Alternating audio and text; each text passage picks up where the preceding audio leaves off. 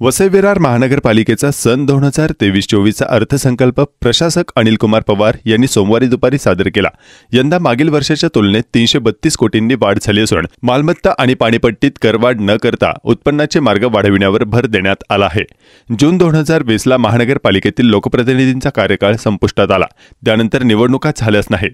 परिणामी महानगरपालिकेचा चौथा प्रशासकीय अर्थसंकल्प लोकप्रतिनिधींशिवाय पालिकेचे अतिरिक्त आयुक्त रमेश मनाळे यांनी प्रशासक असलेले आयुक्त अनिल कुमार पवार यांच्याकडे सादर केला। प्रशासकांकडून या अंदाजपत्रकातील तरतुदींवर चर्चा केल्यानंतर त्याला अंतिम मंजुरी दिली जाणार आहे।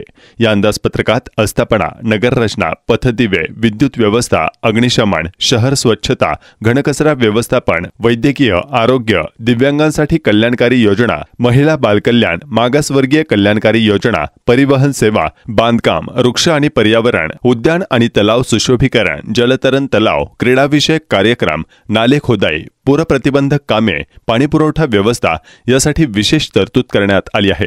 या सुविधा पुरवण्यासाठी महानगरपालिकेने मालमत्ता करातून 384 कोटी 57 लाख, नगररचना करातून 210 कोटी 20 लाख आणि पाणीपुरवठा करातून 120 कोटींचे उत्पन्न अपेक्षित ठरले आहे।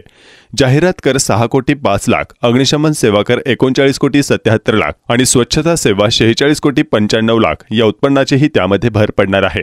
तसेच मुद्रांक शुल्क अनुदान, वाचनालय अनुदान 100 कोटी 59 लाख, पे अँड पार्क वाहनतळ व्यवस्था, नो पार्किंग वाहने उचलणे, अतिक्रमण हटवणे, अनधिकृत बांधकामे तोडणे, प्रशासकीय शुल्क, भंगार विक्री, निविदा फॉर्म फी, रुग्णालय व इतर आस्थापनांच्या नोंदणीसाठी ना हरकत दाखला नूतनीकरण फी, जन्म मृत्यू दाखला, विवाह नोंदणी फी यांपासून 61 कोटी 10 लाख रुपये इतके जमा अपेक्षित आहेत।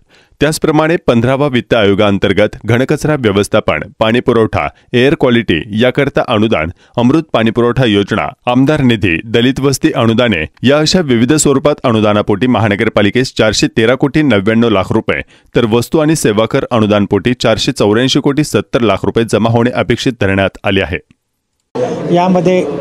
या बजेटमध्ये प्राधान्याने जमेच्या बाजू जर बघितल्या तर मालमत्ता करामध्ये आम्ही कोणत्याही प्रकारची वाढ न करता मालमत्ता कर याची रिकव्हरी ही साधारणतः 384 कोटीपर्यंत जाईल असा मानस व्यक्त केलेला आहे। त्याचप्रमाणे दुसरा मुद्दा म्हणजे पाणीपट्टीचा आहे।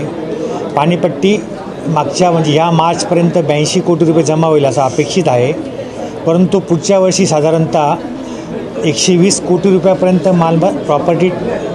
पाणीपट्टी वसूल होईल असं अपेक्षित आहे। या वाढीचं कारण म्हणजे शहरासाठी सूर्या प्रकल्पाच्या माध्यमातून आम्हाला आता किमान 100 MLD एवढं अतिरिक्त पाणी प्राप्त होतं आहे। त्यामुळे ज्या प्रलंबित नळ जोडणे आहेत ते देण्याचं काम महापालिकेच्या माध्यमातून सुरुवात केलेली आहे।